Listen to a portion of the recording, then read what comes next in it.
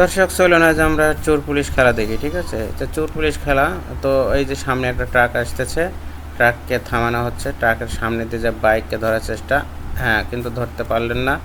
সন্ত্রাসী কায়দায় ফিল্মি স্টাইলে তারা আঘাত করতে যাচ্ছে, ঠিক আছে? তো এই হাস্যকর এই সমাজে আর কতদিন চলবে? দেখেছেন, দেখলেন কি অবস্থা? তার কলিগের উপরেও মানে তার বিন্দু পরিমাণ দয়া মায়া নাই। সে বাইকটা ধাক্কা দিয়ে তার কলিগের গায়ে ফেলালো, আর সে কী করলো, জোরে ধরতে গেল, যা কী হলো, ট্রাকের নিচে পড়ে গেল। এ দায় কার? বাইকারের না এ দায় পুলিশের? একান্তই পুলিশের। এরকম শত শত বাইকার চেকপোস্টে এরকম চলে যেতেই পারে দু চারটা। তো তাদের বাইকারদের মাথায় দেখেন সুন্দর হেলমেট রয়েছে। ভিউয়ার্স, প্রথমে আমি ক্ষমা চেয়ে নিচ্ছি আমার বেয়াদবির জন্য। আমি কিছু বেয়াদবিমূলক দু চারটি কথা বলবো, ঠিক আছে? কথাটা অনেকের গুয়ায় ঝাল ধরবো, হ্যাঁ, অনেকের ভালো লাগবে না, অনেকের গুয়ায় স্যাত করে উঠবো।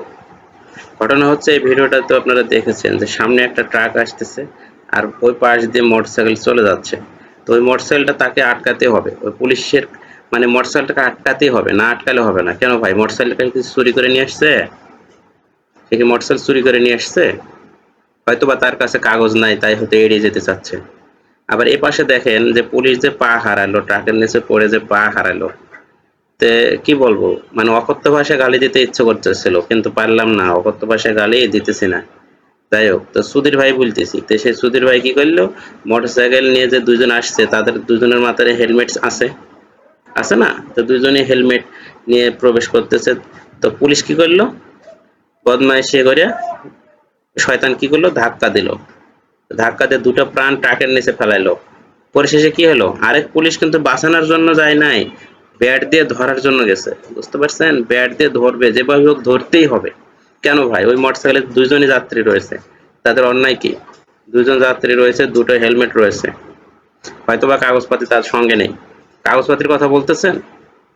আজ ওই কাগজপাতি চেক করার জন্য পুলিশ যে পা হারালো, পা জীবনে পাবে? আর ফ্যামিলির দায়ভার কে নেবে?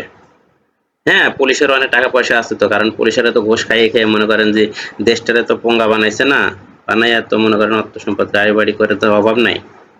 তো তাদের পা হারালেই কি, দুই পা হারালেই কি, কিছু আসে যায় না। কিন্তু ওই একজন বাইকারের যদি, হ্যাঁ, যদি দুজনের মৃত্যু হতো তাহলে কি হতো?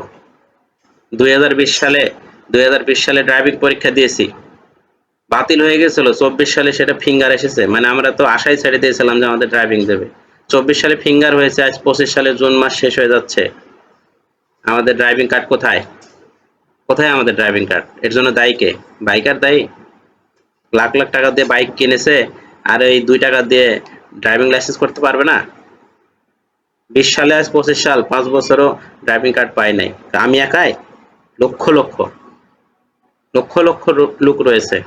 এগুলোর দিকে তো নজর দেবেন না। রাস্তাঘাটে দুটো পয়সা খাবেন কি করে, এটা খাওয়ার জন্য ঝাঁপে পড়ছেন। মানে একবারে হিংস্র বাঘের মতো, হিংস্র শিয়ালের মতো মুরগি যেভাবে ধরে সেভাবে ঝাঁপ দিয়ে মুরগি ধরতে গেলেন, ট্রাকের নিচে পড়ে পা হারালেন। বোঝেন নাই? এভাবে দেশ কখনো পরিবর্তন হয় না। ধরে ধরে কেস দিলেন আর দেশ পরিবর্তন হয়ে গেল। সিস্টেমে বদলান, সিস্টেম। ওরাই সিস্টেম ঠিক নাই, বোঝেন নাই? নিচ থেকে দুর্নীতিটা কমান। রাস্তাঘাটে এভাবে মানুষ মারতে আসেন না। ওই বাইকার চলে গেলে কি হতো? তাদের না হয় সঙ্গে কাগজ ছিল না, চলে যেত পাশে, কি হতো? পুলিশের পাটা তো বাঁচত। আজ পুলিশের পা হারিয়েছে, অনেক কিছু দেয়, অনেকে অনেক কথা বলতেছে বিরাজ, হ্যাঁ। তো তাদের উদ্দেশ্য বলতেছে, অনেকে বলতেছে হ্যাঁ ঠিক করেছে, এই করছে। আরে তারা তো জীবনে ড্রাইভিং লাইসেন্স চোখে দেখে নাই, তারা জীবনে বাইকই চালায় কিনা তার ঠিক নাই। হ্যাঁ, তারা অনেকে অনেক কথা বলছে। বাস্তবতা হচ্ছে 20 সালে পরীক্ষা দিয়ে আজও 25 সাল কার্ড হাতে পাই নাই। এর জন্য দায়ী কে? কে দায়ী? আর বাইক যখন শোরুম থেকে কিনে তখন কেন একবার সম্পূর্ণ কাগজপাতি সম্পন্ন হয়ে তারপরে শোরুম থেকে বের হয় না? পরীক্ষা দেওয়ার সঙ্গে সঙ্গে কেন কার্ড দেওয়া হয় না? গোড়ায় সিস্টেম ঠিক করেন, সব সিস্টেম ঠিক হবে। একটি দুর্ঘটনা সারা জীবনের কান্না। পুলিশের কাছ থেকে জাতি কি শিখবে? একটা পুলিশের কাছ থেকে পথচারী কি শিখবে? একজন যাত্রী কি শিখবে? একজন ড্রাইভার কি শিখবে? এরকম নোংরামো শিখবে? দৌড়ে যে ঝাঁপ দিয়ে কার পা হারালো? পুলিশেরই তো পা হারালো নাকি?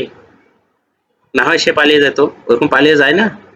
একবারে পুলিশ চেকপোস্ট দিয়ে কি 100 জন গেলে 100 জনকে ধরে, নাকি ওখানে 10 জন পালিয়ে যায়? তো পালিয়ে যায়, তা এর অর্থ কি সে কি গাড়ি চুরি করে নিয়ে আসছে?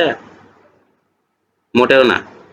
তার কাছে হয়তো ড্রাইভিং লাইসেন্স নাই, গাড়িটা হয়তো তার নয়, তার ভাইয়ের বা বাবার বা আত্মীয়র, বন্ধু বান্ধবের হোয়াটএভার, সেই সময়টাকে সে একটু এড়িয়ে যাওয়ার চেষ্টা করেছে। আপনারা হিংস্র বাঘের মতো তাকে একজন ধাক্কা দিলেন, আরেকজনটা ঠাসে ধরলেন। ঠাসে ধরা ব্যক্তিটা হিংস্র বাঘের মতো ব্যক্তিটা কি হলো, তার পা হারায় গেল। ওই বাইকার গেলে পরে তার সাইরা না কিছু আসে যাইতো না। সে বাইকারকে একসময় পাইতেন না। ভিডিও যখন করতে পারছেন, ভিডিওর মধ্যে যখন আসছে, তখন কি ওই বাইকারকে ধরা যেত না? অবশ্যই যাইতো। এখন মিডিয়ার যুগ, ডিজিটাল যুগ, কেউ কোথাও পালাতে পারে না। হুম। তো আইনে বলা আছে না যে কাউকে দাবড়ে ধরতে পারবে না, কোনো চলন্ত মোটরসাইকেলকে আটকাতে পারবে না, কোনো চলন্ত মোটরসাইকেলকে আটকাতে পারবে না। মোটরসাইকেল, গাড়ি, যে কোনো গাড়ি এদেরকে থামাতে হলে সে আগে থেকে আপনি ব্রিগেড দিয়ে রাখেন রাস্তায়, পুরো রাজশাহী এপাশ থেকে ওপাশে আপনি আটকায় দেন, বাধ্য হবে এমনি ওখানে এসে থামতে, অথবা সে ফিরে চলে যাবে। কিন্তু আপনি চলন্ত ব্যক্তিকে ধাক্কা দিয়ে ফেলে দেবেন, এটা ভাই নোংরামো, এটা জঘন্য, এটা ঘৃণিত, এর চাইতে ঘৃণাজনক, লজ্জাজনক আর কি হবে?